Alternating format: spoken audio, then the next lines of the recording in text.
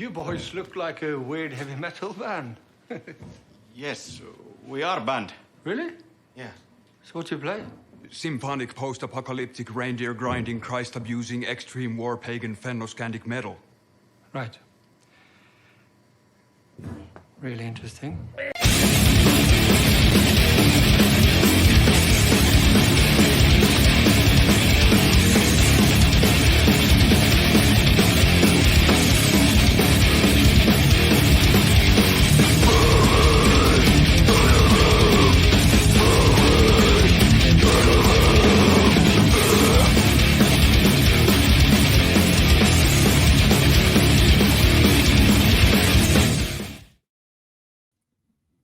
You do. DJ Nubis here with the Military Radio Podcast. DJ Neko. Yeah, she's here too. I was admiring myself. I was happy about. We have to adjust the lighting. Yeah, the lighting. She's always like a vampire in the dark. And we have this really cool like ring light. I guess that's what they're called. Mm-hmm. And problem is we have everything situated in like such an odd way that setting it up doesn't benefit us both unless we put it really high up. Like today, it's looking really good and there's minimal glare. Like you don't have a glare, I don't have a glare. We don't have glare like bouncing off of the locker or anything. It's crazy. Yeah. So I was like, wow, I look really good. Not to toot my own horn, that is. Well, anyway, we're doing another episode of Global Unscripted here. He And loves giving me those. What's that? Because I have so many opinions. You love giving me the global unscripted. Well, I hadn't done one in a while, and usually it's because, whether the drama is the same regarding, like, I'm not really interested in certain topics all that much. But we did watch a documentary about this dancing for the devil thing, which kind of tied into this chick who got wrapped up in this sort of like uber Christian Scientology type. I thought it was cult. It wasn't called Shakira. Something like that. Yeah. But we'll dive into that later. But it's an interesting story. It's on Netflix right now, but we'll talk a little bit about that when we get there. But first thing I want to do is have us react to a video by the Critical Drinker. I always like him. And he is basically breaking down the movie Falling Down from 1993, which you and I love a lot with Michael Douglas. Yeah, and like the way my life has been going recently, I'm starting to really feel like Michael Douglas, and we kind of joke about that every now and then. Like when you're kind of like just fed up with everything, and it's like everything has compounded, you start feeling like I understand Michael Douglas today. Well, in the way that he described his video, because I have not watched it yet, and obviously you haven't either, but he says, "This is my analysis and breakdown of the themes and ideas that make Falling Down such a fascinating movie and even more relevant today than it was in 1993. And just some of the couple of comments from some of the people in his YouTube thread. One guy says, most men die at 27. We just bury them at 72, quoted by Mark Twain. Another guy says, I'm the bad guy. That's a quote from the movie. How'd that happen? I did everything they told me to. And the guy says, I think about that quote a lot these days. I do too. I always kind of like say to myself, I went to school. I got good grades. I graduated college. I got good grades. I followed the path you're supposed to take. And then you end up miserable. And I'm not saying I'm miserable. I'm just saying, like, I am starting to really identify my roadblocks. Well, there was always something that was told to me as a youngster, and that is, it's you shouldn't have to work to live. Like, we shouldn't have to work ourselves to death. Like, yes, you make a living. We got to continue to build society, technology, and all this stuff. We have our jobs to do, but we shouldn't have to like spend 12 to 14 hours a day working. Like even if you have families and kids or whatever, for you and I, it's just you and I, but it's all applied the same. Like we should have time together. This is like the one day we've actually got to spend just hanging out by ourselves. I mean, we hang out at night, but not the same way. Not the same, because I need to go to bed early because I have to get up at 4:30. So and nights that he works, he's home at 9 o'clock. Yeah. So I see him so that we can, because we have a tandem driveway, so one of us has to be in front. I want to change the cars at night before I go to bed because I don't want to get up and deal with, Have to move it. you know, have to move it when I'm, you know, half asleep. I see him, I get a kiss. We might spend 30 minutes to an hour together, and then I have to go to bed because 9 o'clock to 4:30 already is a short sleep time. So I do always try to keep Saturday. It's the only day we both always have off together. Always. So when people are like messing with my Saturdays, I'm like, Don't fuck with don't fuck with my Saturday. It's hat day. Don't fuck Well, with hat day. I was asked to work this weekend. I know, it's like the whole Office Space thing. Like, but it wasn't even like an ask, and this wasn't my boss's we're fault. gonna need you to come in. Yeah, it's a need. It's a requirement. You need to get someone from this department to come in and work, because I work a 980 schedule. It's more like I work 12 hours a day, and then on my Fridays that I work and my Thursdays that I work, I refuse to. I do have certain limits. Like if I'm working on a Friday and I'm supposed to leave at 3, I leave at 3. If I'm working on a Thursday and I'm supposed to leave at 4, I leave at 4. But Monday, Tuesday, and Wednesday, and I'm there 12 hours. So when my boss kind of dropped the ball, he's like, I'm just asking because they're asking me. And I'm like, no. If they would have said something to me maybe like yesterday or Monday, I would have considered it because I get overtime. But when you drop this, not even in a nice way, and I kind of like, I yelled at not at him, but I was yelling about the situation. I was like, I need to spend less time here, not more time here. And I'm going to start saying no more. And this is a hard no. I say yes all the time, and then it creates more work for me. Yeah. If this is a problem on Monday and I end up getting fired, then I end up getting fired. Like I need to like start creating better boundaries. And that's when you know that you just like had enough of everything. When you don't even care that you get fired. It's like, well, go I even ahead. said that to my boss. I was like, is Shauna going to fire me on Monday?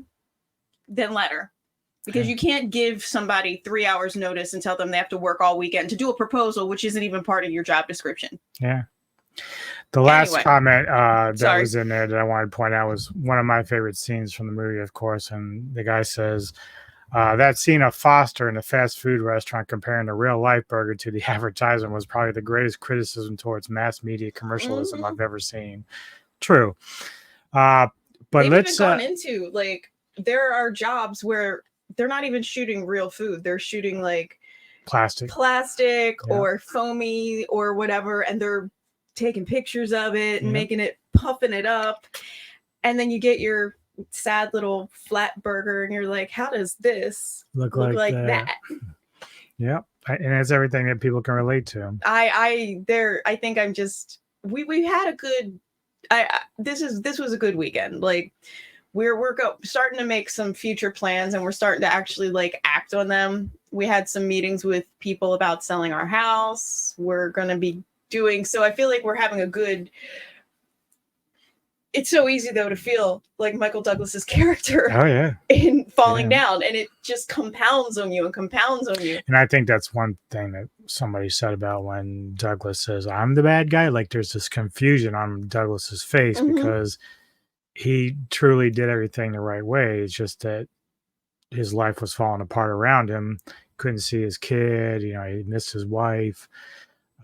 He lost his job. Yeah, and it was hot as fuck. I mean, just so many things compounding, and then he's fighting against society. Like he gets out, he's really walking home, I think is the whole point. But didn't his car overheat or something? Yeah, and so he's fighting gangsters. He's just so upset about society. He gets a Coke and it's like $1, and he's like, should be 50 cents, and that's what he ends up paying. But he doesn't beat up the guy, but he just gets violent about it inside the store. So he just kind of loses his shit. So yeah, he's doing some bad things, but at the same time, he's at his breaking point. Yeah, it's when you see someone who's just totally broken down mentally.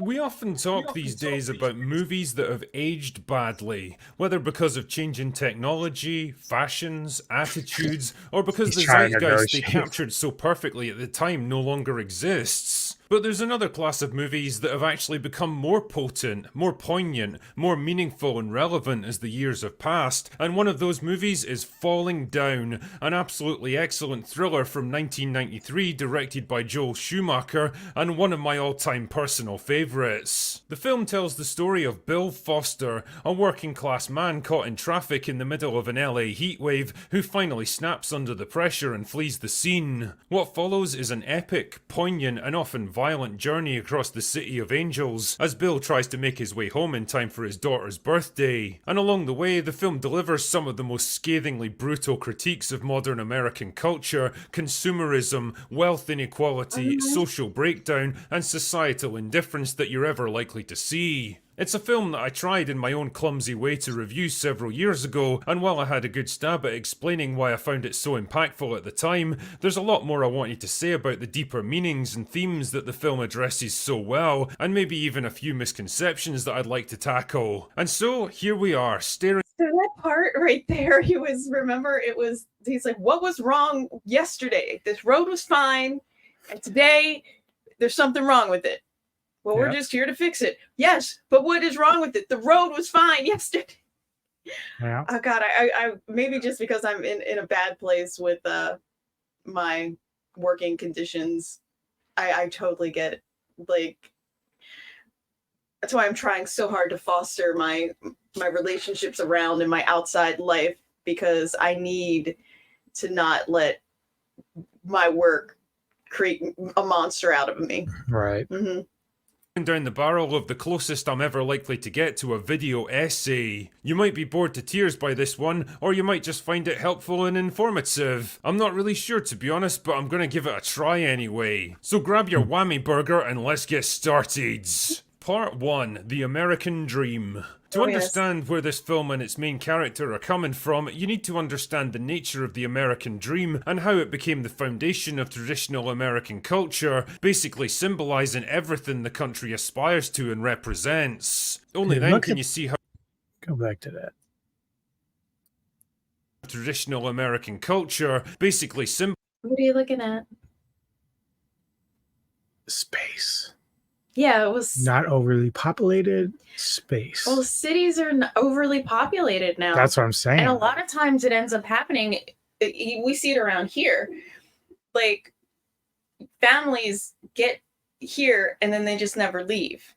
And then it's just overcrowding. And yeah, it's amazing. Like, these are the kind of things we wish for out in the suburbs and the open areas, like just space. yeah, and we are And that's in the thing, suburbs, but like we're close to the city. We're like the mid suburbs. The housing that we're in is just we're so close to everybody. Yeah, we're in a traditional everything the country aspires to and represents. Only then can you see how it became the framework for the great American lie that permeates every aspect of Falling Down. In broad terms, the American dream is the idea of upward mobility, a true meritocracy free from the constraints of oppressive class systems or government bureaucracy. America sold itself as the land of opportunity, a place where people could come from all corners of the world to make a fresh start, to carve out a new future for themselves, to stand or fall on their own merits. It was a world where even the average man could attain wealth, success, and happiness with enough hard work, innovation, entrepreneurship, and good old-fashioned can-do attitudes. And it represents a kind of unwritten contract between you and the rest of society, that if you just follow the rules, do the right thing, work hard and contribute, then you'll ultimately be rewarded. It's a noble idea to aspire to, for sure, but like so many noble ideals, is ripe for exploitation and corruption, which brings us neatly... was written by, and this whole thing will get a little political and a little, but it's written by upper class white men saying, you just pull up your bootstraps and you work harder and everything will be fine. How many times have like you or I lost our jobs just through no fault of our own? It's just like the company would be closing, or they were moving our job to another politics, whatever. Yeah, like it happened to my mother. She was working for a giant government contractor. You would never expect this company to be one that was closing, and it did. And she's an executive, and it took her 2 years to find a suitable job. She had a couple of like things that she was bouncing around with on the side just to make money, but she was telling me like, thank God I got this, because she still has the job now. This was like 10 years ago, but she's like, thank God I got this job, because we were like down to our last $12. We had all of our savings was gone. We had all of our credit cards maxed out. We had taken money from life insurance. We had taken anything we could just to stay afloat. And that is what ends up happening to people is, and they say this, like, you know, most people are just like a job loss or a major health issue away from homelessness, because it is a snowball. They say, oh, you just grab yourself by the bootstraps and then you'll be able to work. And well, okay, fine. I am looking for work because we are moving to a different state and I am a highly qualified person. I think I'm a catch. I'm a great employee. And it's very hard and it's very like defeating. So you add that I'm a white girl. So like if this is coming from, if we're going to throw in the class, you know, we're nice middle class white girl that grew up with parents who had some money and I was able to go to college and stuff, like that is all opportunity.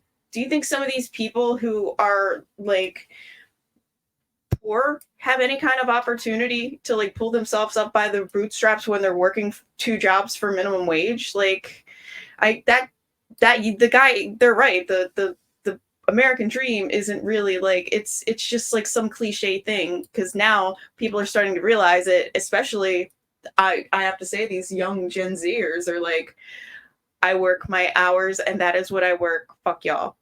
And, you know, there is criticism against that too, because they're like, you're never going to get yourself higher. You're never, and some of them are fine with that. They're like, okay, well, if I'm just like mid-level, that I'm fine, because they realize they've seen their parents and their grandparents get hit with these, you know, when jobs are scarce and they lose jobs, and so they see how fast a company will just how they make.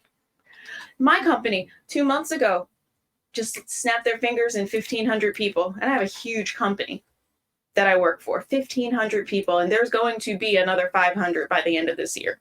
Yeah.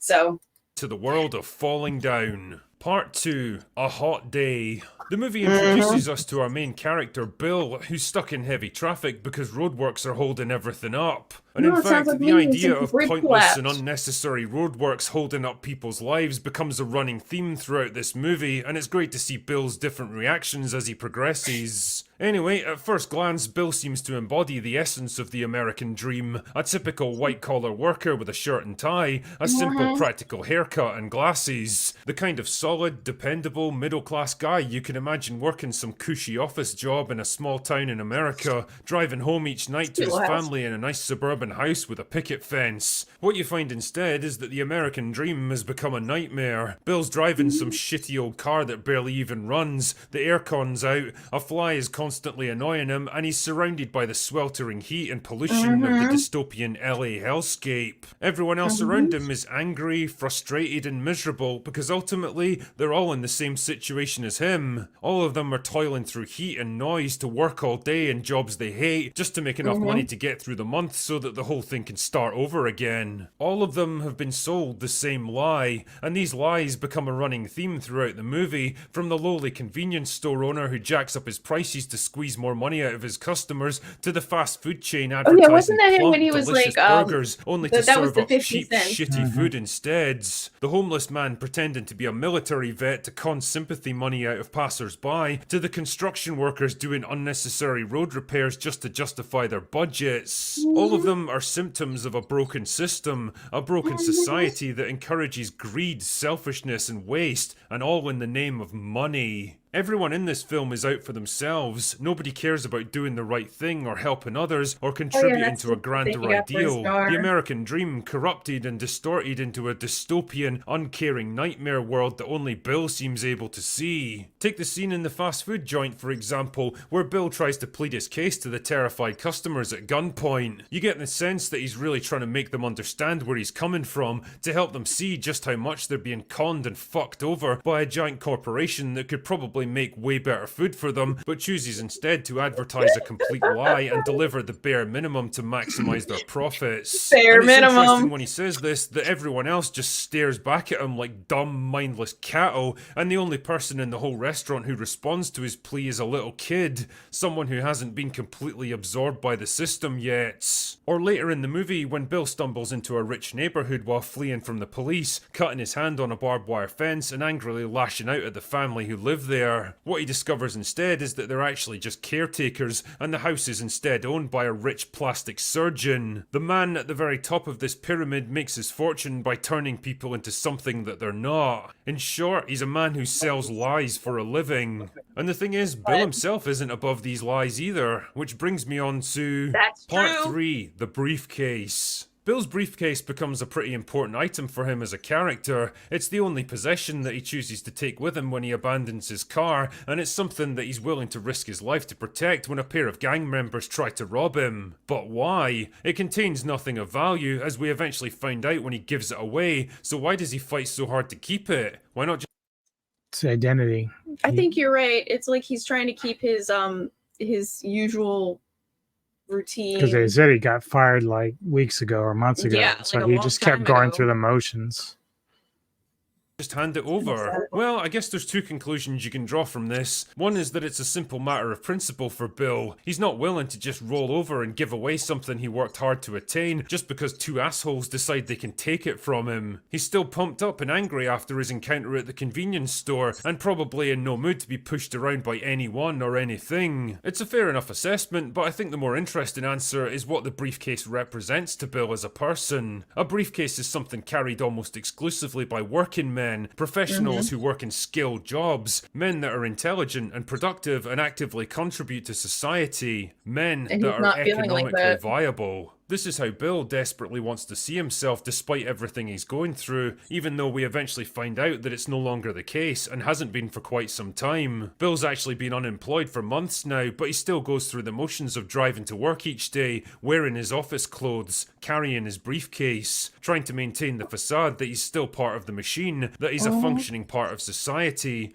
that he's still economically viable, lying to himself as much as the rest of the world's. The briefcase for him is more than what it contains. It's more than a piece of leather and metal. It's a symbol of everything that Bill chooses to believe about himself, the life that he once had and desperately wants back again. And it's interesting that he finally chooses to give it up to a homeless beggar after swapping it for a bag full of guns, because he recognises it's just as useless to that man as it is to him now. Bit by Ooh, bit, that's- he's letting go of the that is lies, very letting go of the poignant. facade of the man he believed he was and accepting the man he is now. And it's interesting how this is reflected in the weapons and clothes that he carries with him, and how they all follow a logical chain of events. His first encounter at the convenience store yields up a baseball bat, and without the baseball bat he wouldn't have been able to fight off the two muggers who tried to take his briefcase, which in turn yields up a butterfly knife that one of them drops, and without the butterfly knife he wouldn't have been able to take down the gun store owner, which in turn allows Bill to trade in his shirt and tie for more military style clothing, and his ultimate weapon to take out the hated construction crews blocking the freeway, the very thing that started this whole day for him. It creates a nice chain of because Ooh. of storytelling and You want to say something? No, I've seen this movie a bunch of times and I've never really kind of like put that all together. No, I mean, that's, a lot of times I look at it just from its face value. Like you put yourself in a position. Yeah, that's what I'm saying. Like I've always looked at it like you're saying. You understand how someone can be. But yeah, I can see how he shows his progression from being one thing falling to another. So it'll be interesting how he comes to the end conclusion, because at the end, of course, he again still says, I'm the bad guy. Like he doesn't see himself becoming part of what he had to fight through to get to that point. He was just trying to go see his kid. I just instead wanna of the see my dreaded daughter. and then. Bill has a bazooka to blow up the construction crew because he killed the gun store owner. He killed the gun store owner because he had a hidden butterfly knife. He had the butterfly knife because he took it from the two punks who tried to rob him. He was able to defeat the punks because he had a baseball bat. He had the baseball bat because he took it from the convenience store owner. And he was only in the convenience store because of the fucking roadworks that made him snap in the first place. Nice. Part 4, not economically viable. One of the most poignant scenes of the movie for me is when Bill spots a man protesting outside of a bank after having his loan application refused. A man just like Bill, dressed in the same exact clothes. A man who did everything he was told to do, followed the rules, tried to play the game the right way, only to get beaten and tossed aside by a system that only cared about him as long as it could exploit him, as long as he was economic. True. Like right now, people who can get good loans and not shady loans or loans with ridiculously high interest rates are people who can pay them back. So it's like, but people need loans to help bridge something, or maybe to pay off debt, or maybe like you need it because you're moving and you need some money to rent a moving truck. But these are the people who really need the loans. But the people who don't technically need the loans are able to get the best loans. If you have, 80 grand in the bank, 200 million in the bank, you're going to get a loan. They'll give you money because they know that you're going to pay it back. Right. Yeah. But people who don't have money, who really need the money, high risk. Yeah, maybe the guy only needed something like $10,000. And he has a job, and he's like, I will pay, I will sign terms, I will agree to a ridiculous interest rate. And they said he was not economically viable because he just has a regular Joe job. Yeah. He doesn't have millions in the bank or even thousands in the bank. He needs something as a bridge to get, it was like I was saying earlier, most people are a job loss, a medical crisis away from bankruptcy, homelessness, and that's what the American dream is now. The people who hold the American dream are the manipulators who work their way up to the top somehow. Now, there are some people who I've met that really have thrived and people that I know and people in my family, like my mom and dad, I feel really, because you got to remember, Scott, when my mom and dad, we lived in a house just like this for years that we live in now. It's a small house. And they worked very, very hard. But sometimes I think with my dad, like at what cost? Because like he was miserable for years, and he looked forward to his time off that he took at the exact same time every year, which was between Christmas and New Year's, 4th of July, and then the second week in August. Those were his vacations. He didn't get any like paid time off. He didn't get extra like holidays and stuff where he worked. And he made a good living, but he was miserable, and it just got worse. And when he finally got close enough to retirement age, he's like, I need to retire, or he's like, you guys are not going to kill me early. You are not going to be like the cause for my anger and my heart attack. But I also think too, like my dad is such a person of routine, just like what we're seeing here. Like, would he even have made a change as he was getting, going through? Was he afraid to make a change? Maybe he's like, I got this good job, and it's really pissed off right now because there's new ownership and it's really sucking, but it's a good job, and I'm paying for my family, and I got a house, and we were able to have our vacations and stuff. So maybe that's what I'm sacrificing for. But I'm telling you, like, I would see him when I was, younger, like in my early 20s, and he'd just be like exhausted, didn't feel like doing shit because he was beat down just like I am. And now I completely understand. Comes full circle. Viable. A man who was sold the exact same lie as Bill, that if he just worked hard and did the right thing, he'd be rewarded for it in the end. But he wasn't, and with nothing left to lose, with his whole world falling down around him, he's striking back in the only way he knows how. And it's no coincidence that as this is going on, Bill picks up a snow globe as a present for the daughter that he's not even allowed to see anymore. A desperate gesture by a desperate man clinging to the hope of something better. And what melody is it playing to the man whose whole life has fallen down as his counterpart across the street is arrested and taken away?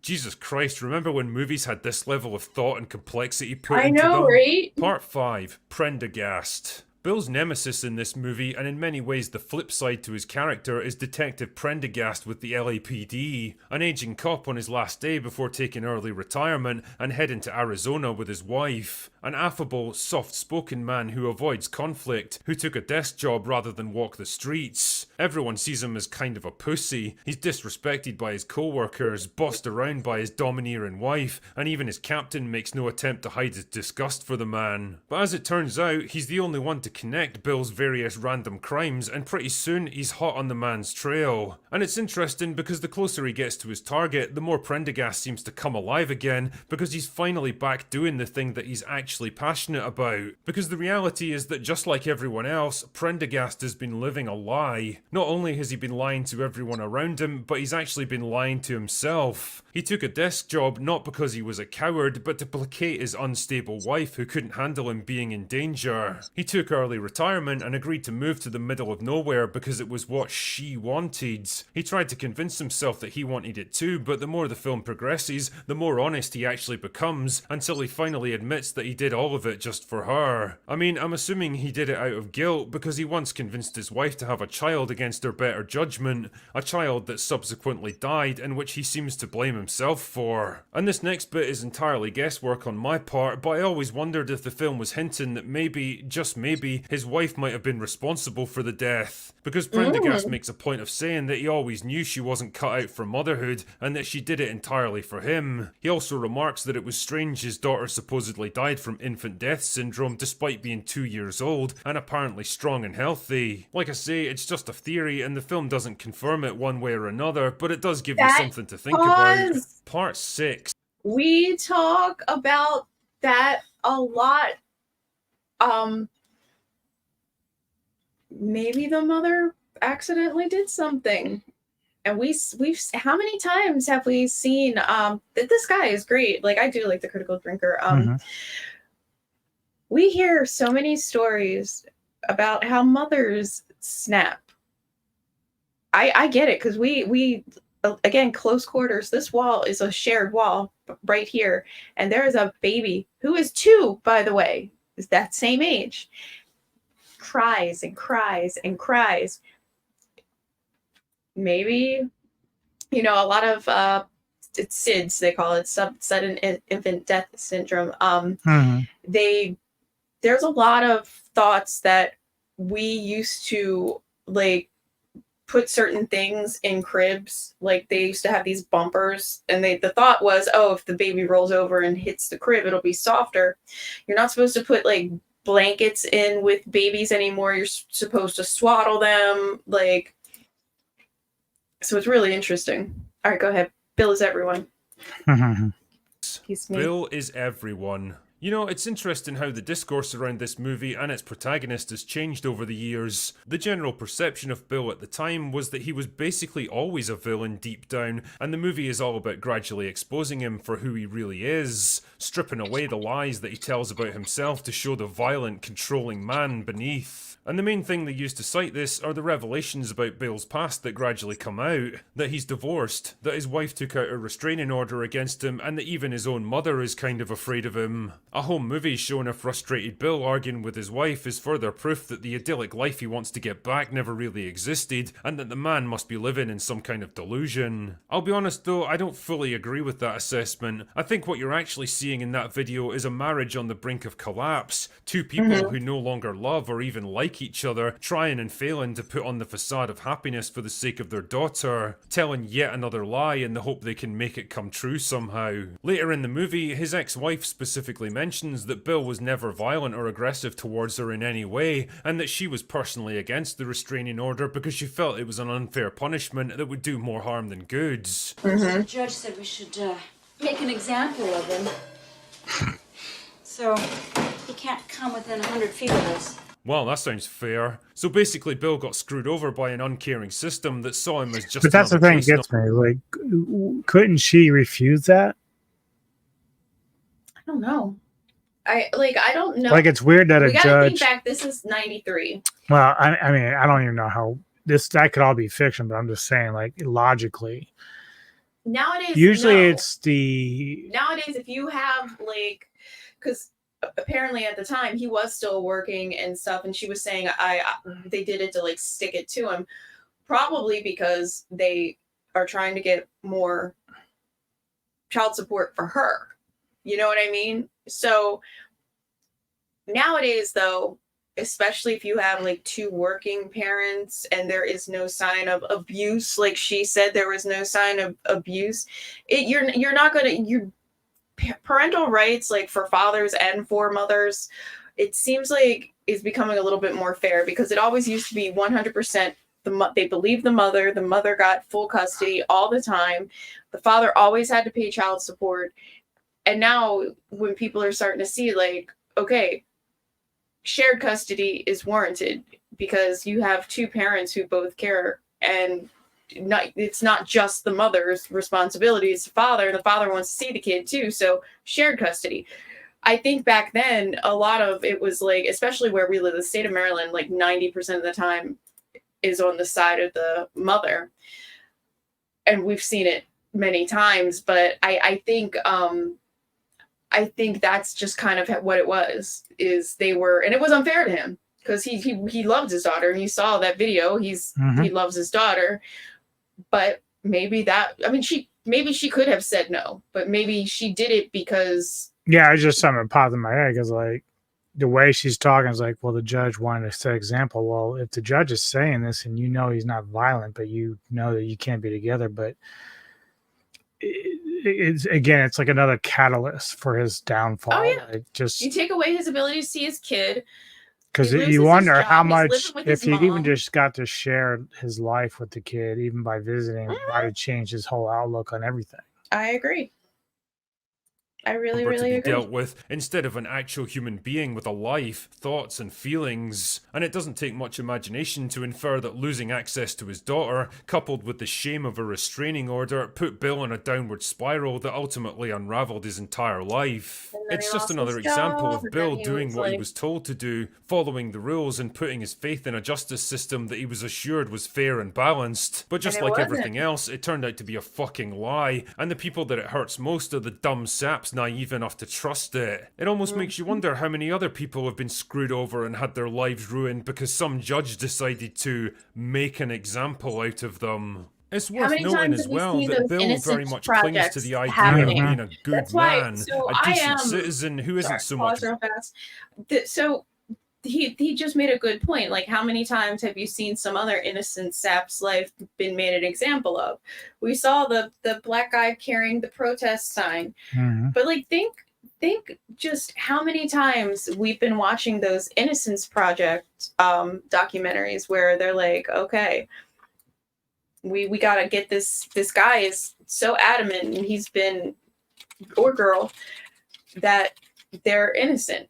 And they're put on, they've got like 30 years in jail, and they're being accused of murder. And DNA evidence down the road has shown that now, yes, it definitely wasn't him. So where the fuck was the killer or the rapist or whatever, now that you pinned it on somebody else, made them waste 20, 30 years of their life? That's one of the only reasons, like, I'm a little, weird about capital punishment, because I don't trust that we're ever going to get it 100% right, ever. Right. I mean, we are humans and we make errors all the time. I'm not saying that because I'm like this, oh, God's children, or I'm just saying because when you kill somebody, you can't bring them back. So if there was someone on trial and someone on death row for years and years, they didn't confess, they're adamant, there could be an error. So go ahead, sorry. That's right. I like this guy. Yeah.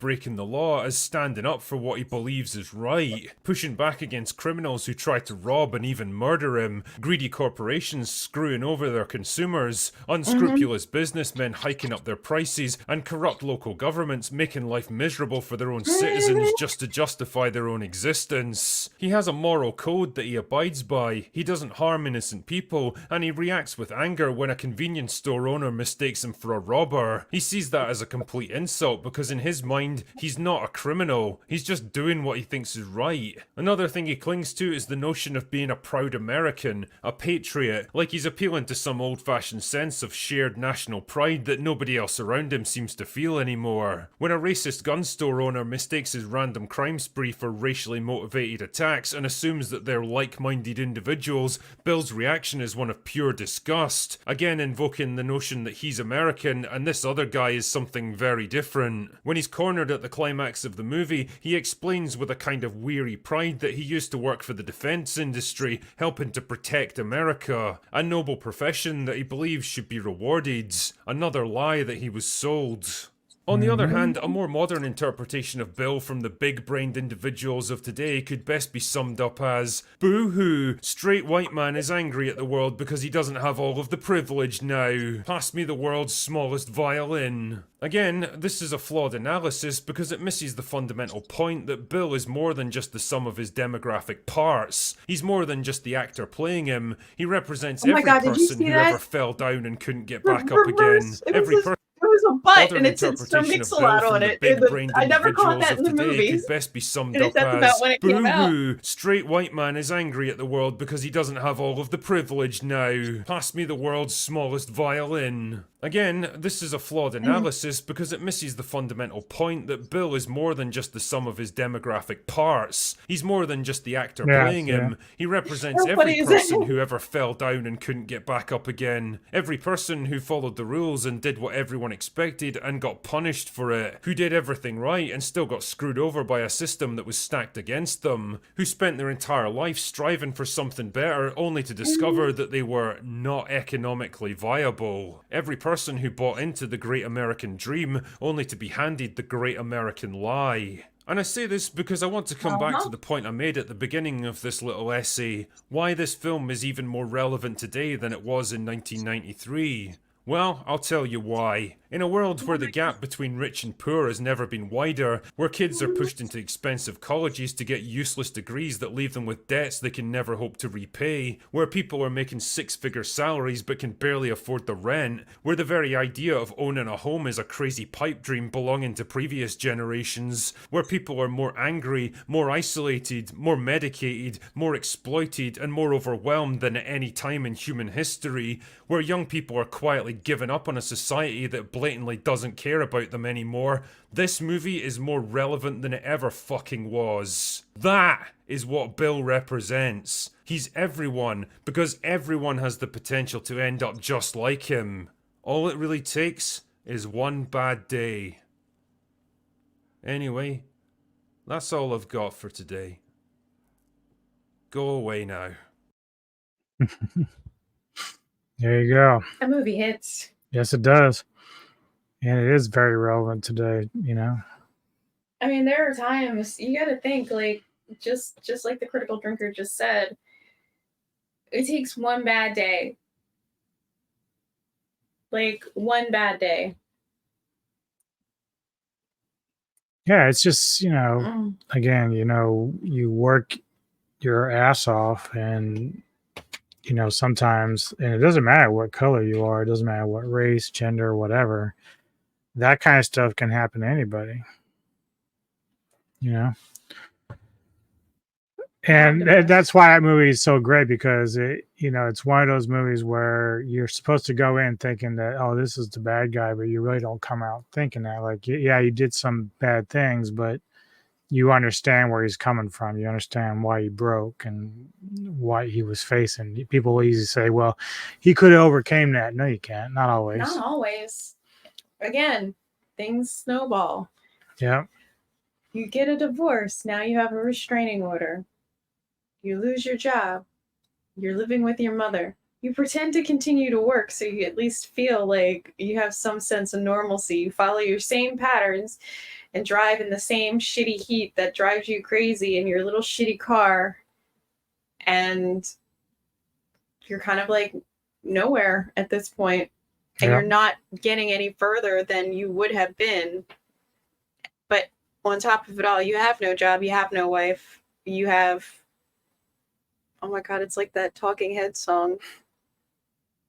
Same as it ever was. Where is my beautiful wife? Once in a lifetime. Yep. Man.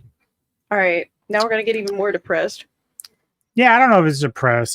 So some time ago, I came across just these short clips, YouTube shorts, and you had this girl, Miranda Derrick, and some other people that she would dance and would just random, usually BG songs. BG, so like I get into like the disco stuff, Mm-hmm.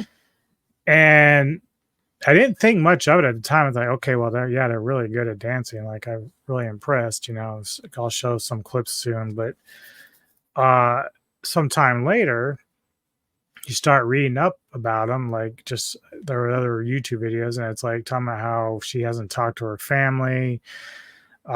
She's supposedly in this like dance cult, Mm-hmm. and I gotta pull it up. It's 7M.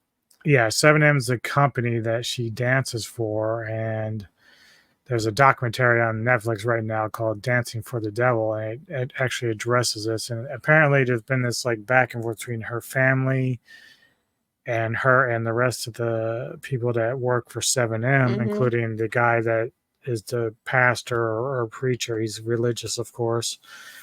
But he has a shady background. And of course, it's kind of weird with the family going so public on TikTok and stuff. But, Yeah, because they hadn't heard from her. And it was really like they were trying to reach out to her simply. And the two sisters were still living together at one point. And I think like the catalyst was,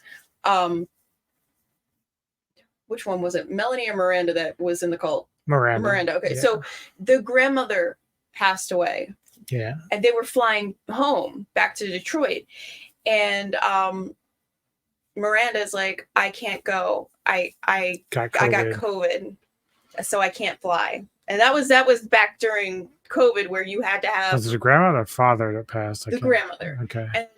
And then Melanie was like, are you lying? Why? And then after that, it's like that separated the family, and they hadn't heard from her. They started blocking her on she started blocking them on social media, and hold on. Well, here's the trailer for the Netflix doc. I'll show real quick. I should have made it better. I know where to start. Today is my sister's birthday. We're not allowed to contact her, and we're blocked on absolutely everything. We have 2 daughters. We don't just have one. All of the dancers that she danced with, someone else is controlling their lives.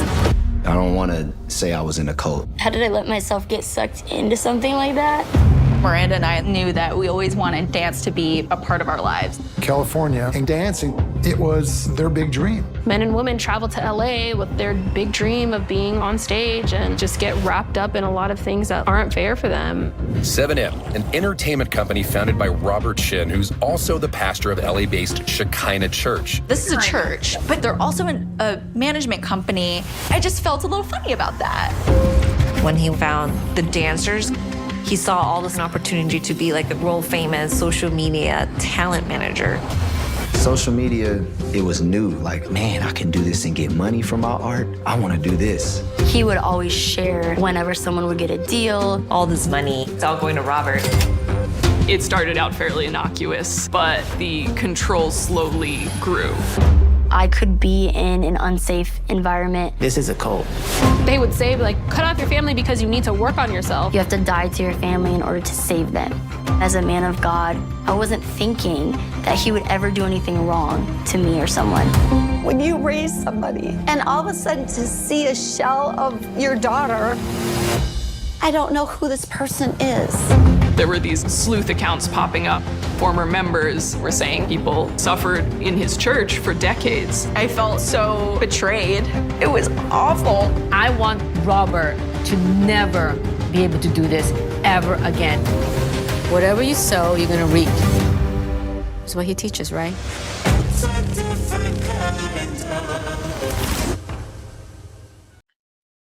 So yeah, that's the trailer for Dancing for the Devil, and so you're seeing how these two sisters went on TikTok. They used to do a lot of dancing and little videos together, and then Miranda got wrapped up in 7M management. Well, it was her boyfriend at first belonged with 7M, And Robert is a pastor of, it's Shekinah, right? Yeah, Shekinah religious whatever. Church. And apparently you learn like a whole other side of this Shekinah church, because those two Korean ladies that you saw, they were part of that church back late 90s, early 2000s. And they got sucked into the cult of it back then. Robert has lots of businesses, and he would get his cult people to run them. And I forgot the second lady's name, the one who was there for like 20 years. Oh, the Asian? I don't remember her. Oh, shoot. But she was like a top producing real estate agent for one of his companies. And basically, they all had like, they called them mentors, but they were more like room parents that would rat each other out. And you had to be like, you were spied on. She was making millions of dollars in sales, and she had like barely any money, and her bank account she had given power to these other people. And they would just tell you, like, you know, if you aren't doing this for God, they were preying on people, because those two Korean ladies, they were sisters and they had a rough upbringing, and they got involved with the church and were really excited because there were other Korean kids and they were playing, and they got into like youth group, and it felt like, you know, the dad was still in Korea. The dad left them when they were still in Korea. They moved to America. The mom is just like drinking all the time, not taking care of the girls. So Robert found a way to prey on those weak people for years, but then he sees these starving artists, and he figures out a way to lure them in, number one, and then create another business, 7M. He's their management person, so he's automatically getting 20%, but then he throws in, like, you hear like recordings of his sermons where it's like, the more you give, the more you will receive. Who wants to make money? Like, so he takes so much of their money, because then you have to tithe to the church, and then you need to, he's like, by the end, these kids were breaking it down, like by the end of the month, yeah, I might have all these sponsorships, and I might have been paid, you know, $400,000 for shooting a commercial, but that at the end of the month, there's $49 in my bank, because they're running everything that I do. Well, before we get too far more in, I want to ahead. show some of the dancing. Obviously, they're very good. Some of it's with her then boyfriend, now husband, B-Dash, as well as some other dancers from the thing. I'm not going to play the whole thing. It's like 7 minutes, but it's kind of like a little bit of a collage of Miranda and some of the people dancing. Very good. Very good. And I have to give you, Robert's the one who, like, they're really, like, young and they're modern. They're dancing more modern stuff. Robert's going to hit gymnastics and these songs. Dancing together. Yeah, like the 70s music, and they blew up. So Robert is a good businessman, and he's really, really good, like, in lots of different ways. And I remember you really started liking them, because they do a lot of like hip hop type. Yeah, Michael Jackson, Bee Gees. No, I mean like their style of dancing. Yeah. But Miranda also is very classically trained. We've seen videos of her and her sister, and they're doing like. Hold up, Diddy. Hit him with part 2, son.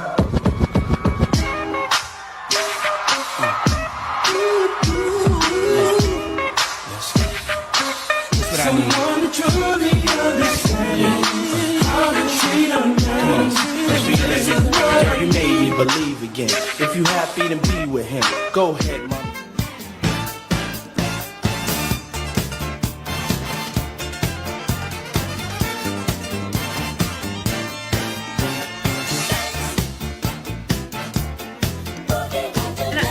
I'm positive Robert's not the one orchestrating the dances, because they're professional dancers and they're very creative themselves. Yeah, well, he's basically capitalizing on their talent. Yeah. like giving them ideas.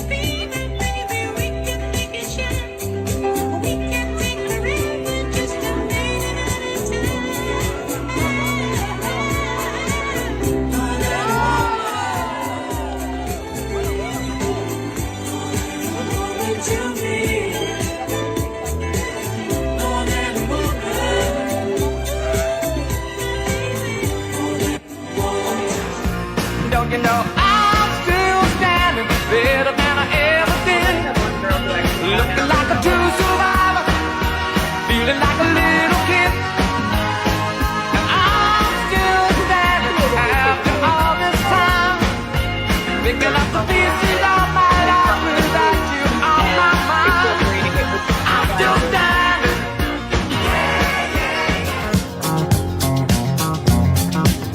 Well, you can't tell by the way I use my walk. I'm a woman's man. No time to talk. Music loud, women want the thing king correct. Yes, I was born to be tolerant. That's okay. If you ain't with me, I'll go away. But we can't try to understand. And do your best to make my man. You're further away. Staying alive, staying alive. Feel the city breaking the neck. Staying alive, staying alive.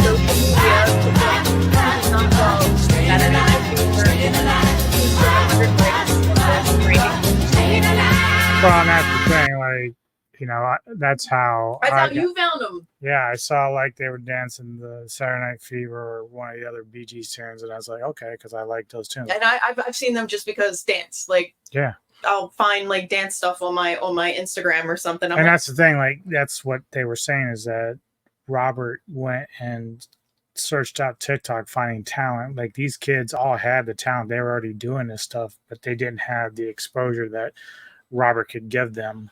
With and they would say too, like we would go to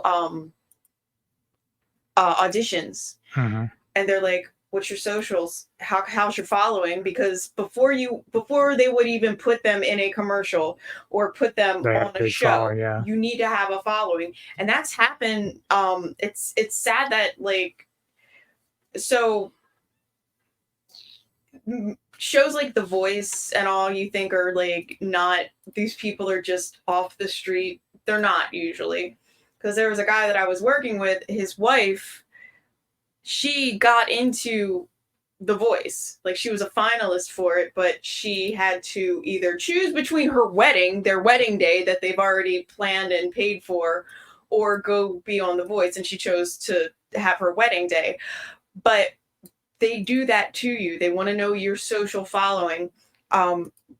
She's very talented. She has a beautiful voice. And, but like they had to fully fund themselves, the husband and wife that I knew, the record before they could shop it around and give it to like Sony or whoever to give it a chance. Mhm.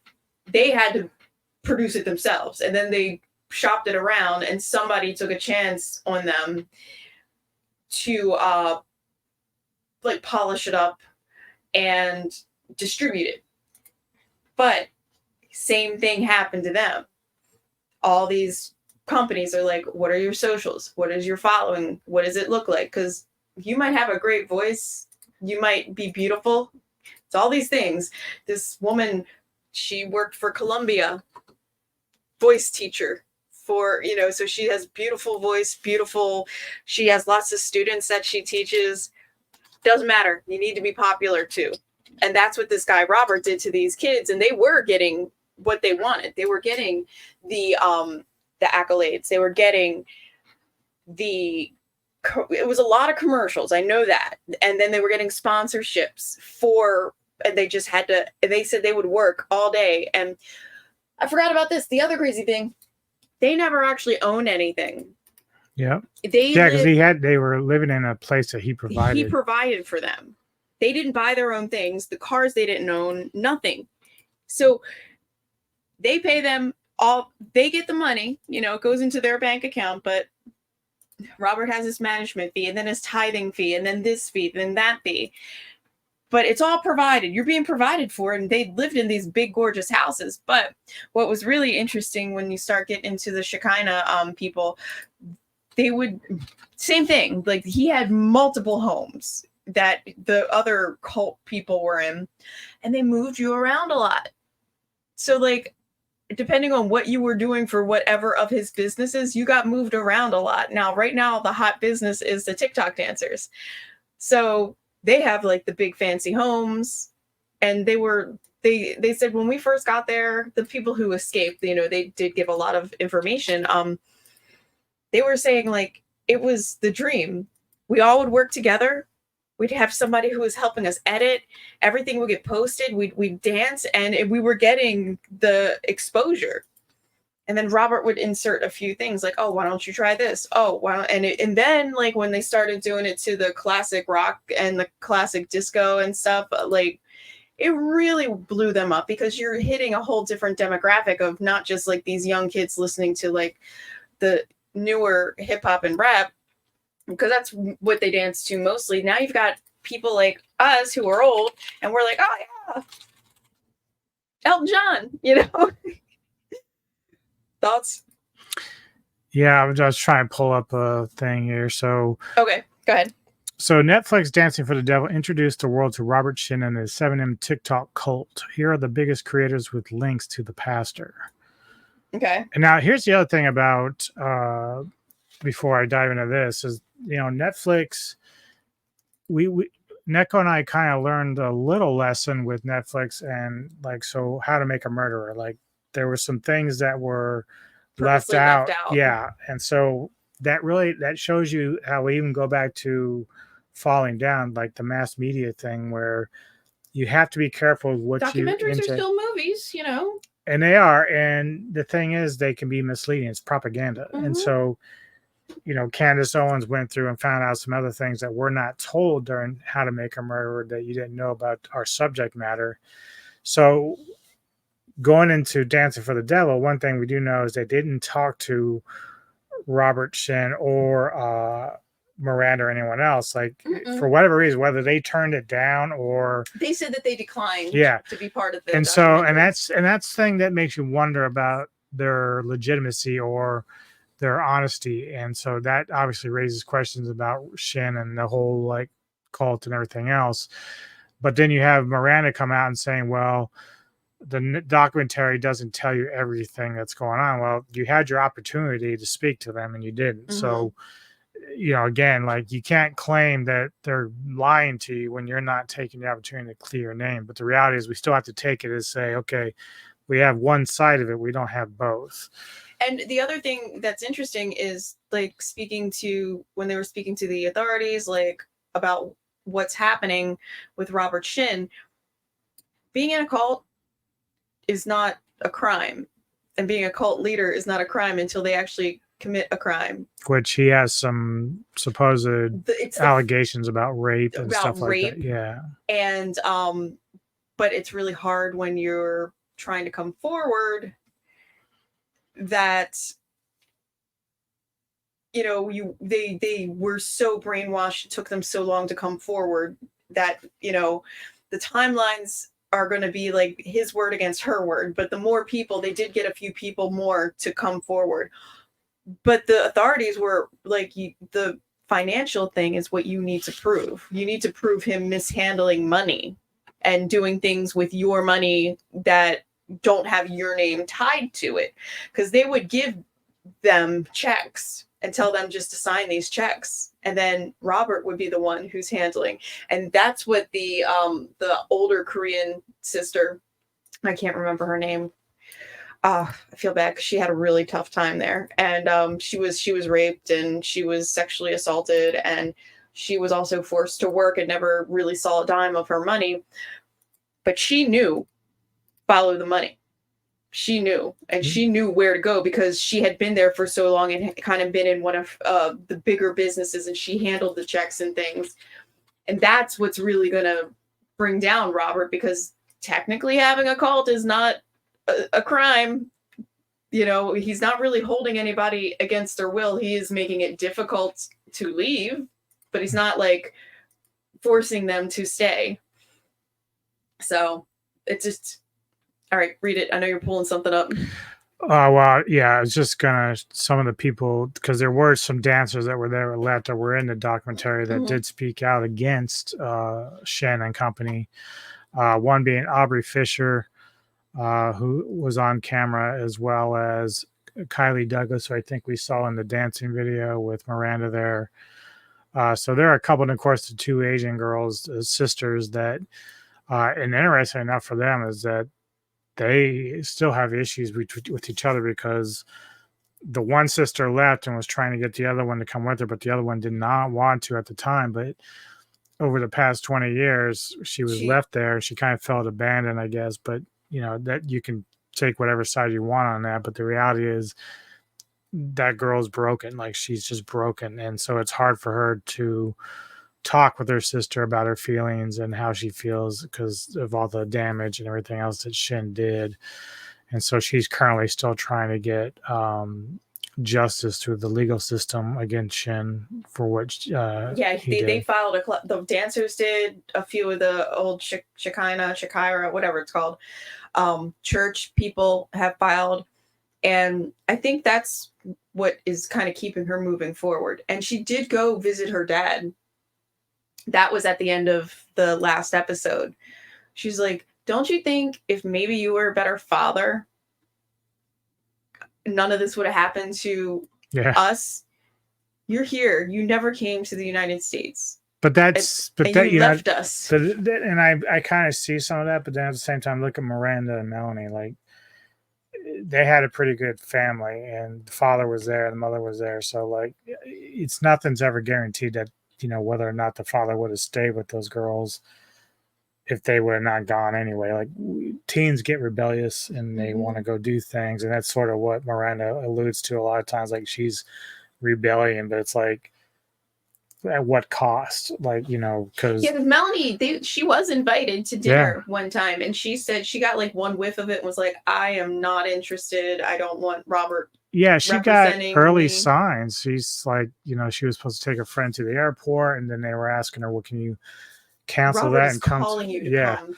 And it's like, those, you know, I've been to church. I've been through church throughout my life. I'm not religious now, but back when I was younger. So there's never been requests like that from a church to do anything. Like, you have certain days that you might go and hear a sermon or whatever, but Getting overall, a text message that says, your calling is now. Yeah, like, you know, you're supposed to just not talk to your family. You got to work on yourself. I've never heard that from any church ever about something like that. Me either. So it's like, and I went to Catholic church. Yeah, you know, so when people say it's a cult, that's part of the reason and that's why. I think when Melanie was getting those signals early on, she's like, something doesn't feel right. And they, like, again, Melanie and Miranda were still living together, and listening to Melanie speak about Melanie and Miranda's past, they were like close. Miranda's older. She left first. Melanie followed her right out there. They have a place together. They were doing Dancing with the Stars together. They were doing World of Dance together. They, like, all of these things, and that they had made it out there. They had the Instagram and TikTok together. They kept everything together, and it's like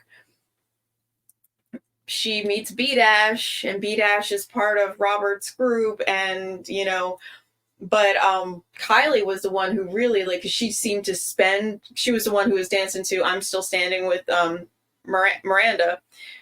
She spent a lot of time with Miranda, like, during earlier parts of their cultism, I don't know what you call it, and she could tell, like, Miranda really was sad. Like, she loved her family, but like Robert knows, the more distance that you put in between somebody, the easier it is to forget about them, to not know. Like, if you're not paying any attention to them, then they're just, you know, you don't know that they're sad, so you can kind of like distance yourself. And at first, that was Robert's big thing. You need to work on yourself, keep distance. But then after the big video from Miranda's family, that was when he started, like, changing his tune. Well, keep in touch with them, but keep them in our arm's length, kind of thing. Remember, he switched his tune because then Miranda did spend Christmas and the family was happy and they're like, we will take what we can get, but like it just felt so made for Instagram. Like they were she was putting up pictures and recording things just so that she can show, oh look, I'm back, I'm happy with my family, but I'm still dancing with, I don't know. So here's a couple things. So this was said pretty soon after the documentary went out from Miranda Derrick. Okay, so you're giving me like other things. Okay. Yeah. Some of this we've heard before, but again, why not come on camera and state this if you really believe it? But this is what she says, which this is all logical. This is stuff that she said makes sense. And so she goes, my parents and sister are not religious. They immediately called me going to church twice a week a cult. I have been getting together with them over the past couple of years to make amends, move on, and work things out as a family. This documentary has created further challenge between us as I work to overcome this public attack. Derrick added, no one likes to be portrayed as their sick, brainwashed, not in control of their own life, shell of herself, human trafficked daughter, sister, when that just isn't the truth. I can't convince anyone to believe anything. I am just a woman trying to live my life. I am not a victim. I am not in any harm. I am not being abused. I've never asked my family for anything else to help me in any way. Respectfully, what I choose to do with my life is up to me. And now she's saying she has issued the Netflix docuseries again, taking to Instagram to reveal why it's on Instagram, to reveal that she and her husband have received so many threats they feel like their lives are in danger. Before this documentary, my husband and I felt we were safe. Now this documentary is out, we feel like our lives have been put in danger, although she doesn't seem to give any specifics. We have both been followed in our cars. I think that's probably paparazzi if I had to take a stab at that. We received hate mail, death threats, people who have been sending us messages to commit suicide. That's probably just trollers, I guess. And they probably, this was a very well put together documentary. It's on Netflix. It was popular. So you're easily going to get a bunch of trollers, like just trolling. Oh, excuse me. Trolling on their TikTok and Instagram saying you're such a bitch or. Derrick continues. Someone said, if I see you on the street, I'm going to come and gut you. So better get security. See, now some of this, like, look, if she's getting stuff like this is nonsense. This shouldn't be happening. No. But also send this to the authorities. Like, they can trace this shit down from whoever this comes from. I hope she is. Now, if it's through mail, probably same thing. But either way, this shit isn't necessary. But I can tell you, this is probably just people that are trolling, because this is what happens whenever a story of any kind breaks open. Like, and we're only seeing one side, like you said. So everybody's, and if you're saying that Miranda we're not seeing Miranda's story. Maybe Miranda didn't want to do this documentary because she knew how it was already portraying her. So going on there sometimes it's better to be quiet. Well, yeah, and this is just, she says here, Derrick went on directly to call her family saying, honestly, I don't understand how my parents and sister thought this documentary would help me or would help our relationship in any way. That's true. If you're already trying to mend the fences, you're already trying to work it out with her and figure out what's going on. One thing that you and I said is, like, it is weird that the family has gone public so much on it. Like, it's like attention grabbing. Now, it's obviously their concern. They want Miranda in their life, but at the same time, let's say they're wrong. Let's say they're making a lot of accusations just aren't warranted. Let's just say whoever left isn't telling the truth, just hypothetically. Well, it's defamation, basically. So you're throwing your sister under the bus when she may not be having the issues that some of these other people have had. And maybe that is what it is. Like, we've seen some church people. Now, the one thing I will say in defense of coming to the doc is that if Shin is a bad guy, which he has a history of some questionable shit, that needs to be exposed. I don't care what Derrick says or anyone else. If this dude's a bad dude, it needs to be exposed. Even if it's at the cost of your popularity or whatever. Like, no one wants to throw you on a bus. No one wants to harm you, at least here. But if going through you and your story gets to that guy going to prison, I'm all for it. If that's a bad dude, he's a bad dude. Yeah, they're financial mishandling. Yeah. sexual abuse allegations, Yep. rape allegations. These are all big deals and stuff that he's like his own little like money launderer. He has so many different businesses that he has that are set up because they went through this whole part with him with his shell companies, and he is taking advantage of people. Again, that's not technically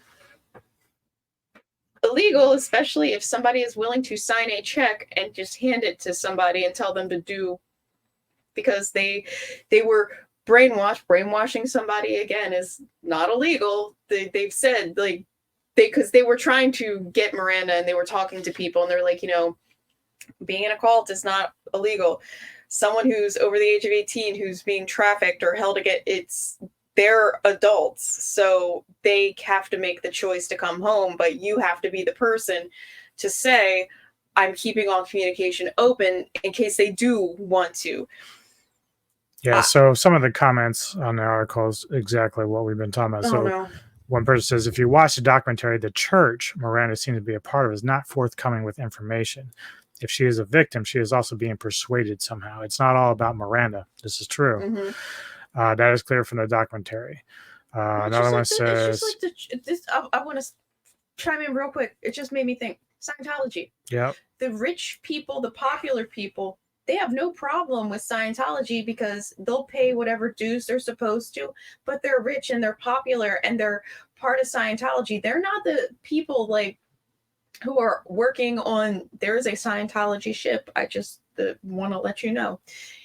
They're not those people who join Scientology and then they have to earn, and they're basically like indentured servants. So right now, Miranda, she's not going through that because she already came in with clout with B-Dash. Mm-hmm. That's why she's not seeing that side of like what's happening, because she's at the top. We're hearing stories now from other people who are not at the top of what's going on with this church. I mean, we think Tom Cruise is a Scientologist, Mm-hmm. So like we hear about Tom Cruise and he's just, crazy Tom Cruise. But then when you hear these stories and see from people who are like at the lower end of Scientology, it's abusive. But I think this kind of operates like that, but like less like fucking aliens, All right, go ahead. Read some more comments.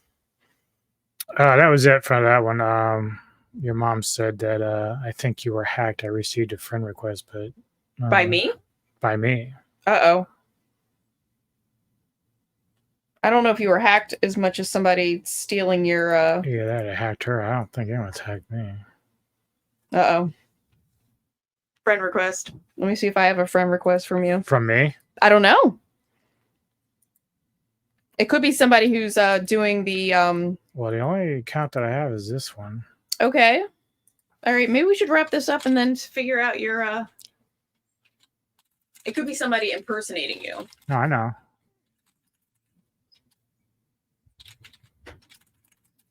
Oh no. Lie. This is what happens. But I'm not hacked if it's a friend request. I'm already friends with her. There's no way unless somebody's doing a different account. That's what I'm saying. Someone's impersonating you. Right.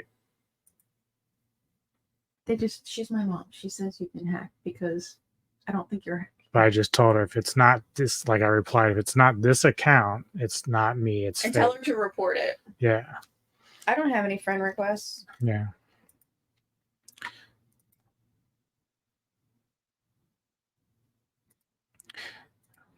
Yeah, so I mean, there's not a whole lot more on this story. I think. Now he's all freaked out that somebody's trying to. No, I mean, I don't think. It's worthy to watch. It's interesting, but I don't think it's not just about Miranda. Like, obviously, that's where it started, and I do feel bad for her because if she did find God, and there was some elusive. Some people alluding that maybe her parents were racist because she married a black guy, which I don't really think that's the case. I don't get that feeling at all, really. They've actually had him over and everything and talked to him, so I don't think that's really. Yeah, it. they said. I think the only issue they ever had was staying there. yeah, the only issue they really had is that they weren't even invited. Like the marriage was, private. So the problem that I have with Miranda right now is like, even if you're having these differences about your parents being non-religious, you're going out of your way to exclude them out of your life because of this church. And because this church and Shin are all secretive about everything, that creates doubt, that creates suspicion, not just from your family, but people outside that look in. They worry about you. You have to look at, you can't be selfish and not think they're not worried about you. They're worried about you, even if you think you're okay. It would be worse if they didn't give a shit at all, but in my opinion. Like, if I was a father, I'd be concerned. Your father is literally breaking down on camera because he can't get a relationship with you because of whatever's going on with this church. If you think, for whatever reason, and I'm just talking to her, she probably never see this video, but if you think for whatever reason that a church would force you not to have a relationship with your family, then that's false.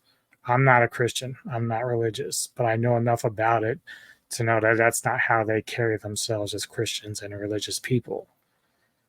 That would never be asked of you from a legitimate Christian source. Never. So I wish you and your husband a lot of luck, but don't sacrifice your family for this other guy that has a lot of question marks.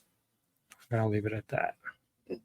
Maybe she wasn't as close to her family as they're leading on.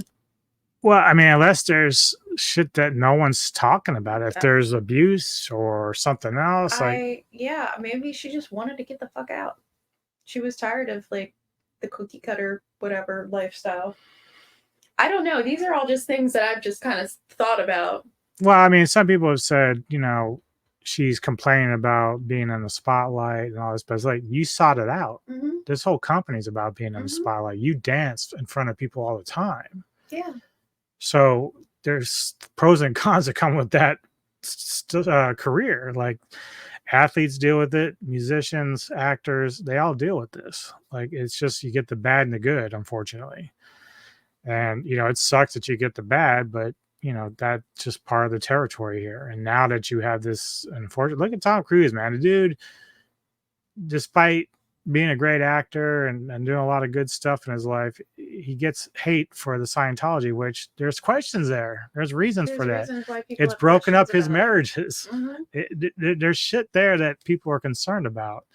So, it's not going to end your life, hopefully, if this guy's not crazy. But, in the end, like, people are going to be concerned. It's just how it is. Like, there's no church that I've ever seen that's that secretive and doesn't have something to hide.